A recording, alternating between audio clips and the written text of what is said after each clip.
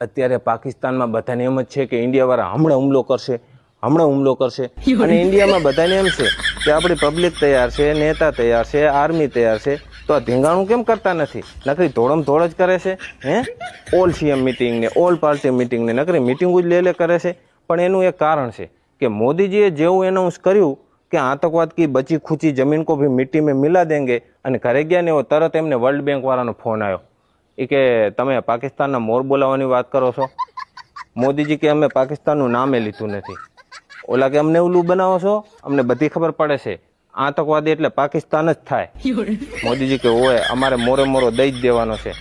World bank વાળા કે જો તમે પાકિસ્તાન ઉપર હુમલો કર્યો અને એને કબજે કર્યું તો પાકિસ્તાનના બધા હપ્તા તમારે ભરવા પડશે.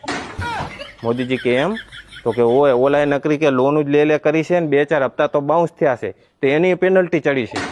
મોદીજી કે ઓહો 1 મિનિટ એમ કરી મોદીજીએ ફોન કાપી નાખ્યો. હવે મોદીજી તો ગુજરાતી માણસ એટલે નફા નુકસાનનો હિસાબ કર્યા વગર કોઈ કામ કરે નહીં. એટલે એ હવે બધાને ભેગા કરે છે ને પૂછે છે કે બોલો આપણે પાકિસ્તાન ઉપર કબજો કરીને રાખવું છે તો એના હપ્તા ભરવા પડશે કે પછી વેચીને ડાયરેક્ટ ખાઈ લેવા છે.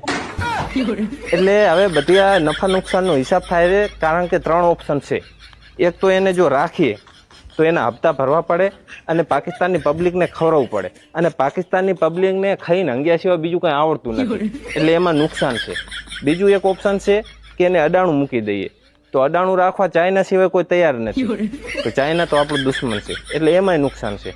અને ત્રીજું ઓપ્શન છે કે એને વેચી મારીએ, તો અફઘાનિસ્તાન સિવાય એનું કોઈ ગરાગ નથી, કેમ કે આ પાકિસ્તાન નકરું બોમ્બ જ ફોડ કરે છે. અફઘાનિસ્તાન વાળા કે બોમ્બ ફોડવામાં તમે એનાય બાપ છો, આ આવવા દો, પણ એ રે કઈ ભાવ આપે એમ નથી, દારિયાને ભાવે જાય. એટલે હવે આમાં 3માં તકલીફ તો છે, પણ હવે બધાને ભેગા કરી અને ડિસ્કશન કરે છે, જે નિવારણ નીકળે એ પછી પાકિસ્તાનના મોર બોલાવી દેવાના છે. મોર બોલે. અત્યારે પાકિસ્તાનમાં બધાને એમ જ છે કે ઇન્ડિયાવાળા હમણાં હુમલો કરશે અને ઇન્ડિયામાં બધાને એમ છે કે આપણી પબ્લિક તૈયાર છે, નેતા તૈયાર છે, આર્મી તૈયાર છે, તો આ ધીંગાણું કેમ કરતા નથી? નકરી ધોળમ ધોળ જ કરે છે. ઓલ સીએમ મિટિંગ ને ઓલ પાર્ટી મિટિંગ ને નકરી મિટિંગો જ લે કરે છે. પણ એનું એક કારણ છે કે મોદીજીએ જેવું એનાઉન્સ કર્યું કે આતંકવાદ કી બચી ખુચી જમીન કો ભી મિટ્ટી મેં મિલા દેંગે, અને ઘરે ગયા ને એવો તરત એમને વર્લ્ડ બેંક વાળાનો ફોન આવ્યો એ કે તમે પાકિસ્તાનના મોર બોલાવવાની વાત કરો છો. મોદીજી કે અમે પાકિસ્તાનનું નામે લીધું નથી.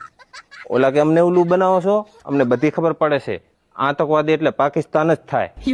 મોદીજી કે ઓય અમારે મોરે મોરો દઈ જ દેવાનો છે. વર્લ્ડ બેંક વાળા કે જો તમે પાકિસ્તાન ઉપર હુમલો કર્યો અને એને કબજે કર્યું તો પાકિસ્તાનના બધા હપ્તા તમારે ભરવા પડશે. મોદીજી કે એમ?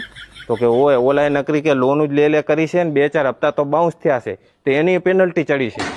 મોદીજી કે ઓહો 1 મિનિટ એમ કરી મોદીજીએ ફોન કાપી નાખ્યો.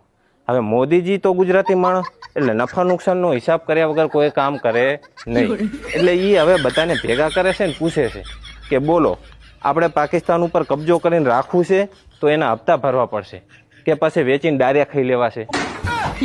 એટલે હવે બધી આ નફા નુકસાનનો હિસાબ થાય છે, કારણ કે 3 ઓપ્શન છે.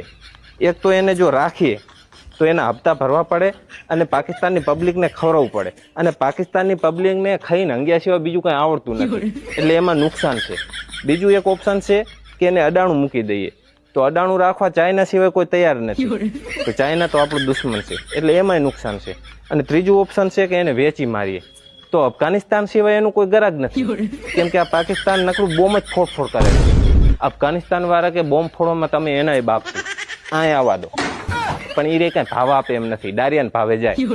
એટલે હવે આમાં 3માં તકલીફ તો છે, પણ હવે બધાને ભેગા કરી અને ડિસ્કશન કરે છે, જે નિવારણ નીકળે એ પછી પાકિસ્તાનના મોર બોલાવી દેવાના છે. મોર બોલે.